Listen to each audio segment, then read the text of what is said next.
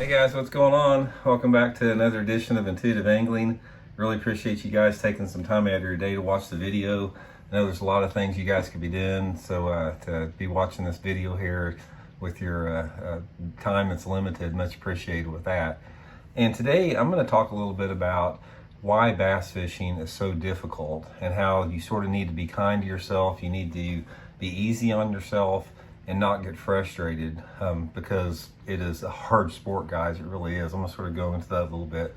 I think a lot of you guys that have followed the channel, I talk about some of my martial arts background and in kickboxing and karate. And about a month ago, I started training for Brazilian Jiu-Jitsu. And you guys, if there's any guys out there that train Jiu-Jitsu, you know what I'm talking about. It's, in my opinion, it's the most complicated, difficult martial art form that there is. Very easy to get frustrated at it when you're new to the sport. There's so many variables involved with it. So many different body awareness movements. It's not near as easy as kickboxing or karate. So, I'm sort of going through that patience part myself right now, learning, a new technique there, and it's the same with bass fishing. I see a lot, guys. I've been around thousands and thousands of guys getting into the sport, guys that are on just all different levels of fishing. And I see some guys out there, they get so frustrated with it that they just can't handle it and they just give it up. It's just not any fun for them. I see guys out there that work hard for it and they don't gain a lot of success even though they put a lot of effort into it. And then I see some guys that have a lot of success and don't put as much effort into it. And it's just sort of like anything else. Life is not fair, and neither is the sport of bass fishing. But first of all, I think one of the things that you have to understand about bass fishing, the reason it is the most difficult sport in the world is because you have so many variables, both controlled variables and uncontrolled variables. There's not another sport out there that has the number of variables that you have to deal with. So let's talk a little bit about the uncontrolled variables. Uncontrolled variables come in many forms. It can come in the forms of weather changes, fishing pressure in the area that you're at. It can, depending if you're in a tournament situation or not, there can be boat draws involved with it. There can be other competitors. There can be things that are thrust upon you that are outside of your control. And that's just one aspect of it. In a tournament situation, one of the biggest uncontrolled variables you have to deal with is mechanical failures. I mean, I'll give you guys a prime example. I was fishing, we were at a FLW tournament, our last FLW tournament, it's quite a few years ago, up at Lake St. Clair. And if you guys have ever fished Lake St. Clair, everything that you do there is offshore. I'm talking like way offshore, like a mile offshore. So GPS coordinates are so critical for that. And in practice, I had found several offshore grass beds, small ones, small in terms maybe it's half as big as a football field, but out in the middle of the lake. No way you could line up on this. So I'm completely relying on my GPS.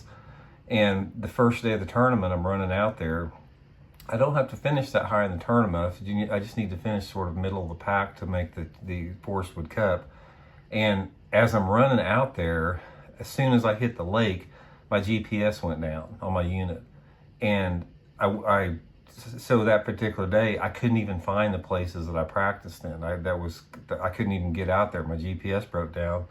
Second day, I went back. The service crew couldn't figure out. So, make a long story short, I couldn't fish any place that I'd found these good fish at in practice because I couldn't figure out how to get to them without a GPS. That's an uncontrolled variable right there.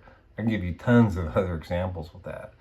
So that's one aspect that you have to deal with. You sort of have to accept the fact that there are going to be things arise that simply you don't have any control over, and you just sort of have to suck it up sometimes, and that's very painful, especially in a competition. Now, the control variables, there's even more control variables that you have to deal with.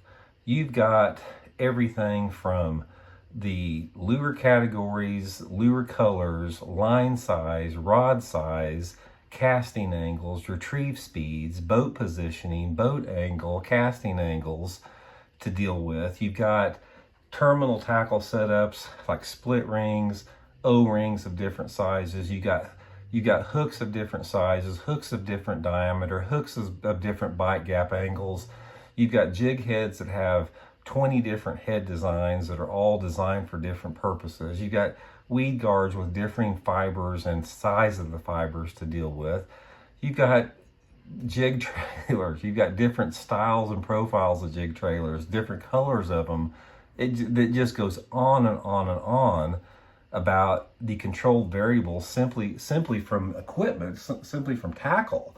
That doesn't include all the stuff that you have to control as far as where you want to fish at, understanding seasonal movements of the fish, understanding the patterns, understanding how lakes lay out, understanding how wind and sun and sunlight angles and light intensity affects bass mood and behavior, because a bass may be positioned in a certain area at 9 o'clock in the morning. You have a weather change. That particular weather change repositions them in a matter of hours, and you have to adjust on the fly to it.